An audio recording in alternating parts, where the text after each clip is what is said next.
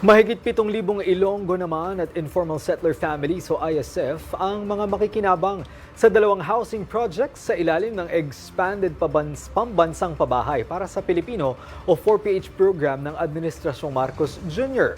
Pinangunahan ni DHSUD Secretary Jose Ramon Aliling ang paglulunsad ng Iloilo Residences at Uswag 4PH Condominium Complex sa Iloilo City. Alinsunod sa direktiba ni Pangulong Ferdinand R. Marcos Jr. Layunin ng proyekto na matulungan ng mga ISF at mga low-income earner na magkaroon ng ligtas at abot-kayang tirahan. Ang Iloilo Residences ay magkakaroon ng 362 housing units, habang target naman ng Uswag 4PH na makapagtayo ng 1,677 condominium type units para sa mga manggagawang Ilonggo. Ayon kay Secretary Aliling, patunay ang mga proyektong ito sa mas pinaigting na pagpapatupad ng pamahalaan sa Expanded 4PH para walang Pilipinong maiiwan sa programang pabahay.